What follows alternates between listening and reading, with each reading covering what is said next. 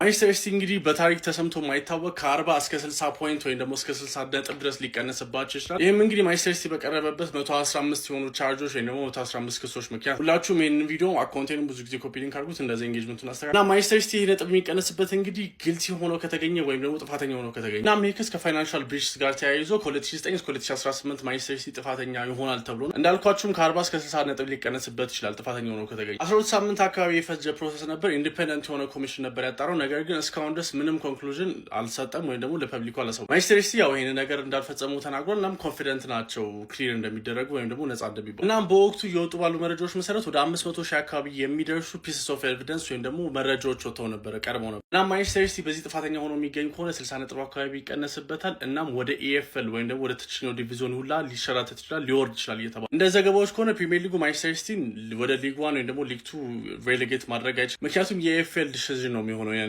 ውሳኔም ከመወሰኑ በፊት ማንቸስተር ሲቲ የ24 ሰዓት ቀድሞ ከፐብሊኩ በፊት ማለት ነው ኖቲስ ያገኝ። በጣም የሚያስቀው ነገር ደግሞ እንደዚህ አይነት ዜናዎች እየወጡ ነው አሁን ከመሸ ነው። ዌስትሃም ሬሌጌሽን ላይፍ ላይ ሪያሊቲ አስ ማን ሲቲ ፖይንትስ ዲዳክሽን ሩመር ወይም ደግሞ የማንቸስተር ሲቲ የነጥብ ቅነሳ ሩመር ወይም ደግሞ ወሬ ከወጣ በኋላ እንግዲህ ዌስትሃም ሊተርፍ ይችላል እየተባለ ብቻ አብረን የምናየው ይሆናል። ማንቸስተር ሲቲ 60 ነጥብ ሊቀነስበት ነው። ይሄው የሚሆነው ምን ለመሰላችሁ 115 ክሶች እንዳሉበት ታውቃላችሁ ማንቸስተር ሲቲዎች ማለት ነው። ባለፉት 10 ዓመታት እና ከዛ በላይ ማለት ነው በጣም ብዙ ክሶች ነበሩበት ማንቸስተር ሲቲዎች። ዘንድሮ ግን ማለት ነው ይሄ እስካሁን ድረስ የተከሰሰበት ነገር ፍርድ የሚሰጥበት አመት ነው እየተባለ ነውና 60 ነጥብ ይቀነስበታል። ማን 60 ነጥብ ከተቀነሰበት ሲቲ ኔጌቲቭ ነው የሚገባው። ኔጌቲቭ መግባቱ ብቻ አይደለም ፕሪሚየር ሊግ ላይ የቀሩትን ጨዋታዎች ሙሉን ኮንሲስተንትሊ ቢያሸንፍ ራሱ የሚያልፍ አይመስለኝም። ገብቷችኋል? ሻምፒዮንሺፕ ነው የሚገባው ሲቲ 60 ነጥቡ ከተቀነሰበት ማለት ነው። እኔ ግን ይሄ ነገር ተገቢ ነው ብላችሁ ታስባላችሁ? አሁን 60 ነጥቡ መቀነስ ብቻ አይደለም ሌላ ክሱ ላይ ደግሞ ማለት ነው ከተገኘበት እስካሁን የበላቸው ፕሪሚየር ሊጎች ደግሞ ይነጠቃሉ። ገብቷችኋል? ከዛ ውስጥ ማለት ነው ሊቨርፑል 2 ሻምፒዮን ይሆናል። ማንቸስተር ዩናይትድ ራሱ 1 ጊዜ ሻምፒዮን ሊሆን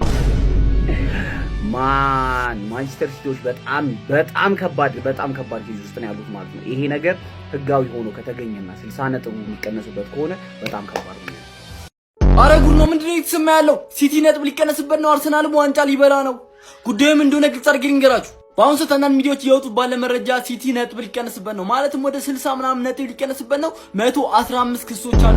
ጀምር እንግዲህ ማን ሲቲ 60 ነጥብ ሊቀነስበት ይችላል። ኢፍ ዴይ አር ፋውንድ ጊልቲ ጥፋተኛ ሆነው ከተገኙ እስከ 60 ነጥብ ሊያስቀጣቸው። ማንቸስተር ሲቲ እንግዲህ በታሪክ ተሰምቶ የማይታወቅ ከ40 እስከ 60 ፖይንት ወይም ደግሞ እስከ 60 ነጥብ ድረስ ሊቀነስባቸው ይችላል። አረ በስመ አብ! ማንቸስተር ሲቲ ጋር እየተሰማ ያለው ዜና ምንድነው? ማንቸስተር ሲቲ እንግዲህ በ115 ክሶች አሁንም ድረስ ውሳኔ ያላገኘ ጉዳይ እንዳለባቸው ይታወቃል ማለት ነው። ማንቸስተር ሲቲ እስከ 60 ነጥብ ሊቀነስበትና የገንዘብ ቅጣትን ጨምሮ ወደ ሁለተኛ ዲቪዥን ሊወርድ የሚችልበት አደጋ ተጋርጦበታል። ማንቸስተር ሲቲ ባለፉት 9 ዓመታት በተለያዩ የፋይናንስ ማጭበርበር ክሶች በእንግሊዝ ፕሪሚየር ሊግ ከሳሽነት በ115 የክስ አይነቶች ክስ ተከፍቶበት ጉዳዩ በፍርድ ቤት እየታየም ነበርም። በስተመጨረሻም ፍርድ ቤቱ የክስ ሂደቱን በማጠናቀቅ የፍርድ ውሳኔ የሚሰጥበት ጊዜ ላይ ደርሷል። ማንቸስተር ሲቲ 22 ክሶች ላይ ጥፋተኛ መሆኑን አምኗል። እናም ይሄም 22 ክስ ማለት ነው ከ115 ክስ ውጪ ነው። እንግዲህ ቢጨማመር ወደ 137 ክስ። እሺ ሲቲ መቼስ ነጥብ ሊቀነስበት ነው እና የሚል ወሬ ሰምታችኋልና እኔ አልገባኝም። ላይክ 100 ምናምን ክሶቹ እኮ ዋንጫ ይነጠቃል ነበር እንዴት ተባለው? በፊት ባጠፋው ጥፋት ሲጀመር ለምንድን ነው ነጥብ የሚቀነስበት? ነጥብ ተቀንሶበት ከዛ አርሰናል ዋንጫ ሊበላ ከዛ ዋንጫ ይነጠቃል የተባለው ሊቀር ከዛ አርሰናል ሊበላ ዋንጫ ምን የሚሉት እንደዚህ አይነት ፍርድ አይሰራም። እንደዚህ አይነት ነገር አልተነጋገርንም። ሲጀምር ሲቲ ዋንጫ ይነጠቃል እንደዛ ነው የተነጋገርነው በ100 ምናምኖቹ ክሶች ማለት ነው። እና በእነዛ ክሶች ለምንድን ነው ነጥብ ምንም ይሄ ቅጣት አይደለም። የአርሰናል ዋንጫ እንዲበላ ከማድረግ ያለፈ ይሄ ምንም ቅጣት ሲጀምር አይሆንም። ሲቲ ዋንጫ ይነጠቃታል ጋይስ። ማንቸስተር ሲቲ እስከ 60 ነጥብ ሊቀነስበትና የገንዘብ ቅጣትን ጨምሮ ወደ ሁለተኛ ዲቪዥን ሊወርድ የሚችልበት አደጋ ተጋርጦበታል። ማንቸስተር ሲቲ ባለፉት 9 ዓመታት በተለያዩ የፋይናንስ ማጭበርበር ክሶች በእንግሊዝ ፕሪሚየር ሊግ ከሳሽነት በ115 የክስ አይነቶች ክስ ተከፍቶበት ጉዳዩ በፍርድ ቤት እየታየም ነበርም። በስተመጨረሻም ፍርድ ቤቱ የክስ ሂደቱን በማጠናቀቅ የፍርድ ውሳኔ የሚሰጥበት ጊዜ ላይ ደርሷል። ባለሙያዎች እንዳሉትም ፍርድ ቤቱ ውሳኔ የሚሰጠው ከፕሪሚየር ሊጉ መጠናቀቅ በፊት ከሆነ ለማንቸስተር ሲቲ እጅግ በጣም ከባድ እንደሚሆኑም ተገልጿል። የሲቲ 115 ክሶች ከባድ በመሆናቸው ሲቲ ጥፋተኛ ሆኖ ከተገኘ ከ40 እስከ 60 ነጥብ ሊቀነስበት እንደሚችል፣ በተጨማሪም የገንዘብ ቅጣትና የዋንጫ መቀማት ሊደርስበት እንደሚችልም ተናግሯል። በዚህም በቀጣይ ዓመት ከፕሪሚየር ሊጉ ስብስብ ውጪ ሊደረግም ይችላል። የመጨረሻውን የፍርድ ቤቱን ውሳኔ አብረን የምናየው ይሆናል። እስከዛው ግን ፎሎ እያደረጋችሁ ቤተሰብ ይሁኑ። በጣም አዝኛለሁ። ለሲቲ ደጋፊዎች መጥፎ ዜና ነው ያለኝ። ሲቲ ሊወርድ ነው። እናንተ ጀላችሁ እንዴ? መንደር ውስጥ እድር ነው እንዴ ተከሰስ ነው? በአደባባይ መሰለኝ የተከሰስ ነው። ምን ሆናችሁ ነው እንዴ? የመንደር ሚዲያ ነው እንዴ ስለ ሲቲ ክስ 60 ፖይንት ምናምን ወሬ የሚያወራው? ይኸውላችሁ ይሄ የጭንቅላት ጨዋታ ነው። ደግሞ ልክ ጆሮአቸው ስር ሄደን በተንፈስ ስንጀምር 115 ቻርጅ እያሉ ይመጣሉ። ሰው በአደባባይ ነው የተከሰስ ነው። በአደባባይ በዜና በምናምን ትልቅ ኢሹ ነው የሚሆነው። እሺ ይሄ ምናምን የሚባል ወሬ አይደለም፣ ትልቅ ዜና ነው። የሚፈጠረውን አብረን እናያለን። የታየ ነው። የህግ ጉዳዩ ገና ነው። ምንም አዲስ ነገር የለም ሰዎች። አረ በስማ ማንቸስተር ሲቲ ጋር እየተሰማ ያለው ዜና ምንድነው? ማንቸስተር ሲቲ እንግዲህ በ115 ክሶች አሁንም ድረስ ውሳኔ ያላገኘ ጉዳይ እንዳለባቸው ይታወቃል ማለት ነው። ያ ጉዳይ አሁን ላይ ውሳኔ ሊሰጥበት እንደሆነና ማንቸስተር ሲቲም ጥፋተኛ ሆኖ ከተገኘ 60 ነጥብ እንደሚቀነስበት ተነግሯል ማለት ነው። ማንቸስተር ሲቲ ጥፋተኛ ሆኖ 60 ነጥብ የሚቀነስበት ከሆነ እንደምታዩት እንግዲህ አሁን ላይ 56 ነጥብ አላቸው ማለት ነው። ስለዚህ በ-4 20ኛ ደረጃ ላይ መጣው እንግዲህ ዘጭ የሚሉ ነው የሚሆነው ማለት ነው። እኛ ዋንጫውን ከአርሰናል ያስጠሉናል እያልን ስንጠብቅ እነሱ ግን -4 ነጥብ ይዘው ከሊጉ የመውረድ ምናምን ሳይሆን ይወርዳሉ። በቃ ቀጥታ ማለት 60 ነጥብ የሚቀነስባቸው ከሆነ ከሊጉ መውረዳቸውን ያረጋግጣሉ ማለት ነው። እና ይሄ በጣም ረበ መድኃኒዓለም ጭራሽ መሆን የሌለበት ዜና ነው። እና እኛ አርሰናልን ዋንጫ ያስጠሉልናል፣ ዋንጫ ያነሳሉ ብለን ስናስብ ጭራሽ ከሊጉ ሊወርዱ ጎረቤቶቻችን እንደዚህ ሲሆንማ ቁጭ ብለን አናይም ትላለህ። አረ በጣም የሚደብር ዜና ነው። ግን የምር እውነት ጥፋተኛ ሆኖ ባይገኙ በጣም ደስ ይለኛል። ይመቻቹ። እሺ ጋርዲዮላ እንዳለው ከሆነ ማለት ነው ቡድን ውስጥ ያለው 100% የሚሆኑ ችግር አውቀዋለሁ። እኔም ተጫዋቾቹም ያውቁታል ችግሩን፣ ግን ላንተ አልነግርም አለው ለጋዜጠኛው ዛሬ ፕሬስ ኮንፈረንስ ላይ ማለት ነው። እሺ አትንገረን ግን ፊክስ አድርገው እባክህ እና ፊክስ አድርገው። አያይዞም ሰውየው ማቲያስ ኑኔዝ ለነገው ጨዋታ ይኑር አይኑር ሹር አይደለም። ለምን ከቫይረሱ ማገገሙን ዛሬ ከሰዓት ነው የምናውቀው ብሎ ነው ፕሬስ ኮንፈረንስ ላይ የተናገረው። እንዲሁም ይሄ ቋሚ ሆኖ እንደሚጀምር አረጋግጦልናል። እኔ በሪኮ ሉዊስ ምክንያት ማለት ነው እኔ ማቲያስ ኑኔዝን በዚህ ነው ያለው ከጠብቀዋል ጠብቄ አላቅም። ኒኮ ጎንዛሌዝ አይ ዶንት ቲንክ ሶ ነው ያለው ባጭሩ ሲና በቃ ይመለስም አልጠብቁ ነው ነገሩ የሚመስለው። እና የይዙ ሌላ ደግሞ ስለ ሮድሪን የተናገረው ሮድሪን ደግሞ ያው ወደ ብቃቱ እስኪመለስ ትንሽ ጊዜ ስጡት ነው ያው ኤሲኤል ጉዳት ነው ምናምን ብሏል። ዋሬቨር ሮድሪ በጣም በቃ እኔ 2000 የባላንዶር አሸናፊ ሮድሪ ይጠብቃሉ ከዚህ በኋላ ማሰብ በጣም ከባድ ነገር ነው። ብቻ ነገ ወልቭስ ጣልን ማለት ፕሪሚየር ሊጉን 100 ጽፎ ይስጧቸው። በቃ እንዲያልኩ በጣም የሚያሳዝን ነገር አሳዛኝ ነገር ነው የምነግራችሁ።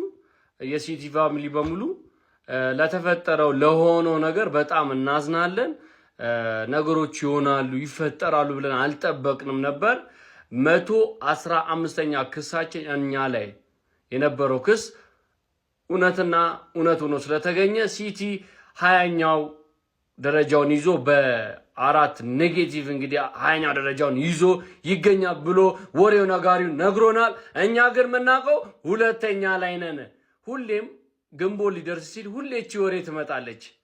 የሀገራችን ዜና ደስ ሲል ወሬ ነጋሪዎቹ ኤዲተሮች እንግዲህ የግመሏን ቻሌንጅ ያሸነፋችሁት በጣም ደስ ብሎኛል። አሁን ደግሞ ወደ ወሬ ነጋሪዎቹ ቻሌንጅ እንገባለን። ካሁኑ ጀምራችሁ ቻሌንጁን ተወዳደሩ።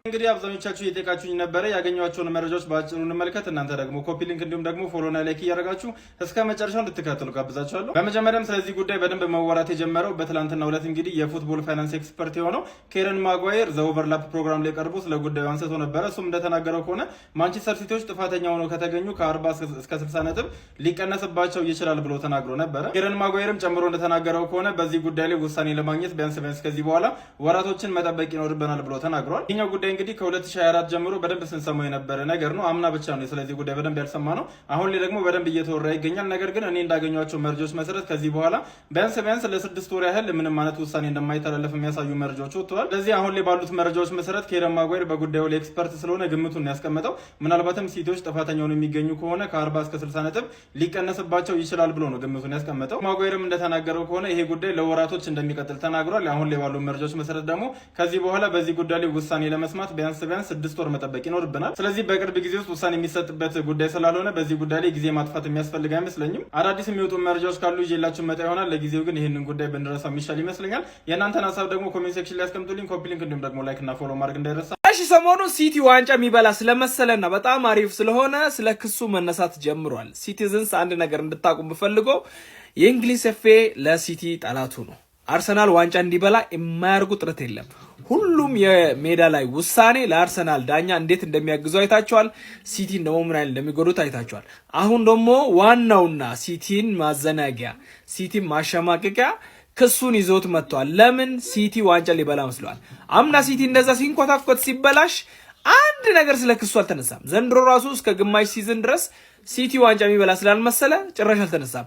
አሁን ግን ሲቲ ዋንጫ የሚበላ ስለመሰላቸው አሪፍ ነገር እያዩ ስለሆነ አይናቸው ቀልቷልና ለዚህ ነው ስለ ክሱ መነሳት የጀመረው። ለማንኛውም ይሄ ነገር እኛን አይረብሸንም። እኛም ሜዳ ላይ ማሸነፍ ሲያቅታቸው ከሜዳ ጀርባ ባለ ነገር በጣም ልክስክስክስ ብታዩ ክሶቹም ማለት ነው። አንዳንዱ የወጡትን ለማንቺኒ እዛ 1 ሚሊዮን ከፈላችሁ ምናምን ይሄ ምን አገናኘዋል? ሜዳ ጋር የምንጫወቱ ምንም እኮ አያገናኘው።